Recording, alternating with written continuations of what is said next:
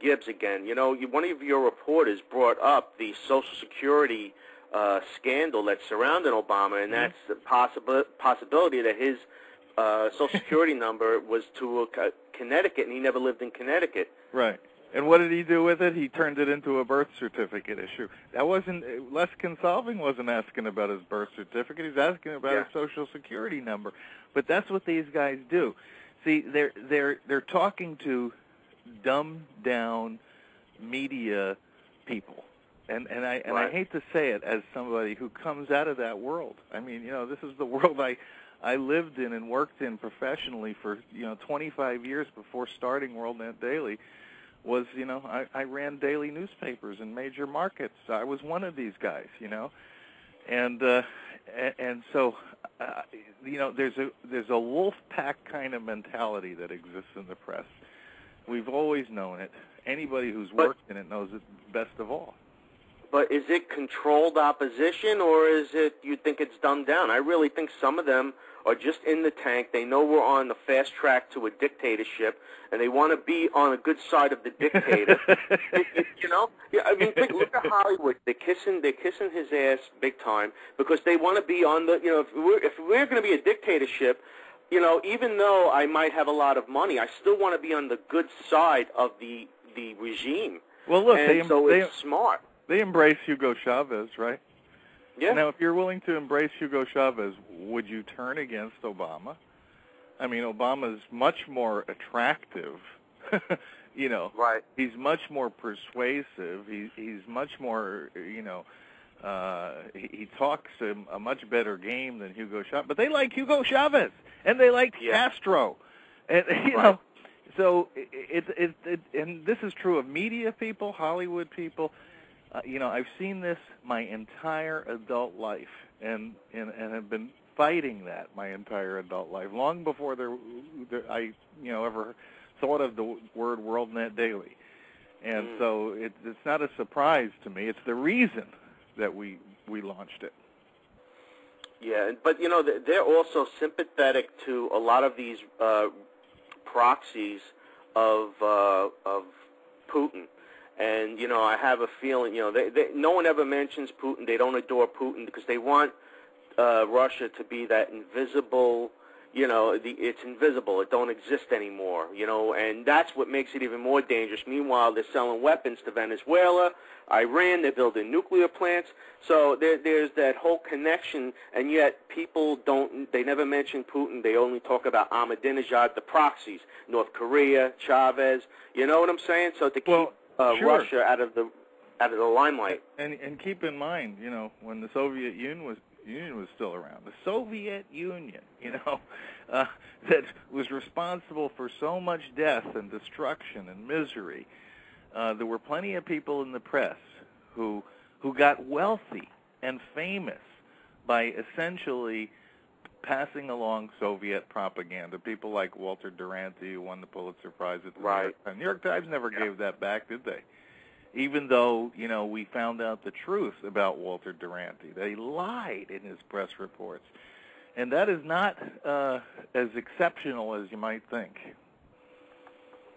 Well, the number one question that I got from people, and I want to bring it up to you, is, are you familiar with Dr. Poland? He has videos, and he shows how the certification of live birth was basically made with he could make it in Photoshop in 10 minutes. Yes, I've seen it. Okay. And I just felt like it's beyond my expertise. We've tried to have other people look at it, but you're looking at basically a representation on the internet, images. It would take a great deal of study. We'd have to be there with him. I don't think that he's really open to that. But I have respect for his work. I think he's very sincere. I don't think he's faking anything. He seems to know what he's talking about. It's just, to me, it's just one more in the... Look, what we do know about the certification of live birth is that it's never been... nobody in Hawaii, contrary to popular opinion, has ever said that certification of live birth that we've seen on the internet came from Hawaii, that it's officially an official document. So, I mean, we have nothing. We have nothing on Barack Obama. All we have is the word of some Hawaiian officials that we've never seen her face, never heard her utter the words, that she's certain there's a birth certificate to back this thing up in Hawaii. But of course, which hospital was he born in? Nobody knows. Nobody will say. I've got a standing offer out there, $15,000 to go as a charitable donation to any hospital anywhere, Hawaii or anywhere else, that claims Barack Obama was born there and can provide some evidence to. Why would a hospital not want to collect that $15,000? I mean, it's just, why aren't they building? Why isn't a hospital building a monument to the birth of the first black president? It makes no sense. None of this stuff makes any sense whatsoever. Well, the best part is when O'Reilly and Beck talk about the newspaper announcements. That's like giving me a coupon from Target and saying, here, this is my birth certificate. It means nothing to me. What's a newspaper announcement? That is not a legal document. It means nothing to me. And, they say, oh, well, what was she, psychic? And to put that in the paper? Well, people put birth announcements. It could have been his grandmother in Hawaii. It's even worse than that, because we looked into this very early. We were the first to report the birth announcements in Worldnetdaily. And we even were the first to report how they got there. It's very simple.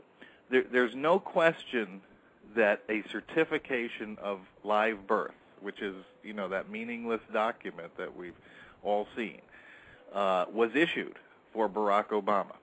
But there are at least 4 ways to get one of those certifications of live birth without a birth actually taking place in Hawaii.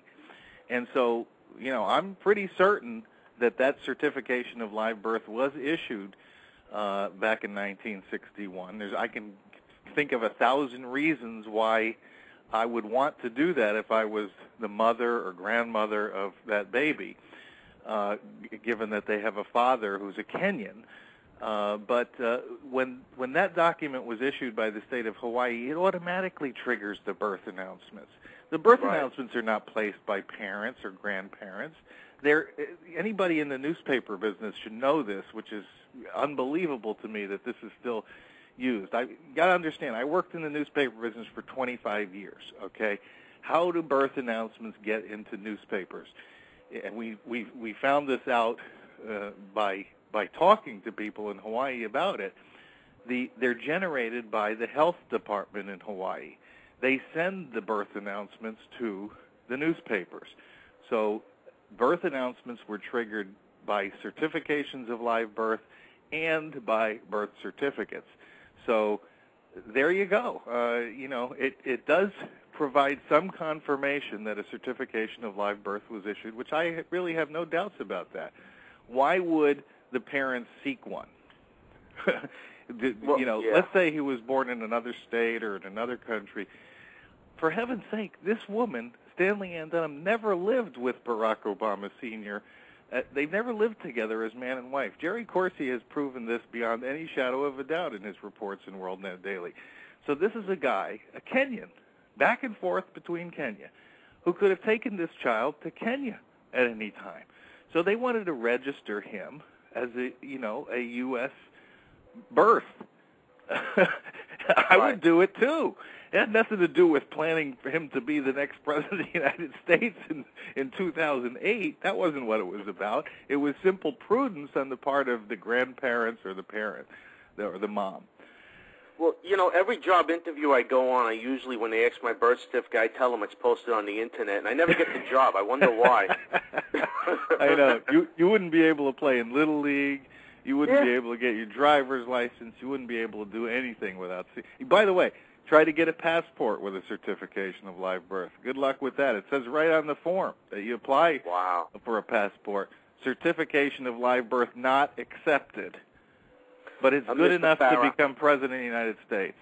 Exactly. I'm a retired police officer, and what I went through to get on the police department. This guy, let me tell you, he would never be able to last a week. The investigation would throw him out. Can you imagine him trying to get into the FBI or something like that? Yeah, Michael Savage brought that up many times.